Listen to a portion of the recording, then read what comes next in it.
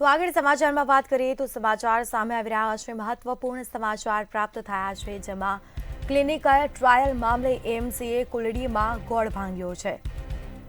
ચાંદખેડાના Congress corporator Rajshree કેસરીનું નિવેદન સામે આવ્યું છે। તેઓએ જણાવ્યું છે વીએસઆર ડોક્ટરોએ ₹18 કરોડનું કૌભાંડ આચર્યું હતું, જેમાં ડોક્ટરો પાસે ફક્ત 3 કરોડ જ વસૂલવામાં આવ્યા છે તેવું પણ ક્યાંક સામે આવ્યું છે। તો ડોક્ટરો સામે ફરિયાદો છતાં કડક કાર્યવાહી કેમ થઈ નથી તેવા સવાલો ઉઠી રહ્યા છે। 58 ક્લિનિકલ ટ્રાયલ કરવાનું સ્વીકાર્યું છતાં પણ ઓછો દંડ। ચાંદખેડાના કોંગ્રેસ કોર્પોરેટર રાજશ્રી કેસરીનું નિવેદન સામે આવ્યું છે, જેમાં વીએસઆર ડોક્ટરોએ જે કૌભાંડ આચર્યું છે મસમોટું 18 કરોડનું, તેમાં 3 કરોડ જ વસૂલ કરવામાં આવ્યા છે તેવું જણાવ્યું। હતી કે જ્યારે આ 550 દર્દીઓ પર ક્લિનિકલ ટ્રાયલ થયું, 58 જેટલી કંપનીઓ આવીને ટ્રાયલ કરી। ડીવાયએમસી ભરત પરમાર પોતાની પ્રેસ કોન્ફરન્સમાં એવું કહે છે કે 18 થી 20 કરોડ રૂપિયાનું કૌભાંડ થયું।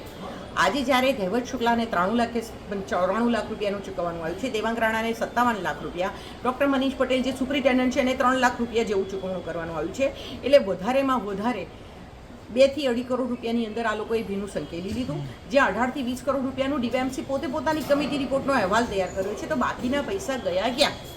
જો તમે કોર્પોરેશનની જે જગ્યા ઉપર જ્યાં તમે શૌચાલયની દિવાલ તોડી નાખો છો ત્યાં તમે ફરિયાદ દાખલ કરો છો, તો તમારી બિલ્ડિંગની અંદર તમે જેના ટ્રસ્ટી છો, મેયરશ્રી જેના ટ્રસ્ટી છે, કમિશનરશ્રી જેના ટ્રસ્ટી છે, તમને ખબર છે કે અહીંયા એ લોકોએ વાયોલેશન કર્યું છે, આ લોકોએ ગુનો કર્યો છે, ગંભીર ગુનો કર્યો છે, પોતાની ફરજ પ્રત્યે બેદરકારી દેખાવી છે, એ દાખવવાની જે ગુનો દાખલ થાય એ ગુનો દાખલ કરવા માટે અત્યારે તૈયાર નથી। મારું કહેવું એટલું જ છે કે આ જે 15 કરોડ રૂપિયાની જે માતબર રકમ છે, એ 15 કરોડની રકમ કોની પાસેથી વસૂલ છે? આ લોકો એક બાજુ તમે કમિટીમાં 18 થી 20 કરોડ રૂપિયા કહો છો, તો તમે ડૉક્ટરો પાસેથી 3 કરોડથી બી ઓછી અમાઉન્ટમાં વસૂલ કરો છો, તો બાકીના 15 કરોડ રૂપિયા ગયા ક્યાં અને ફરિયાદ કેમ નહીં?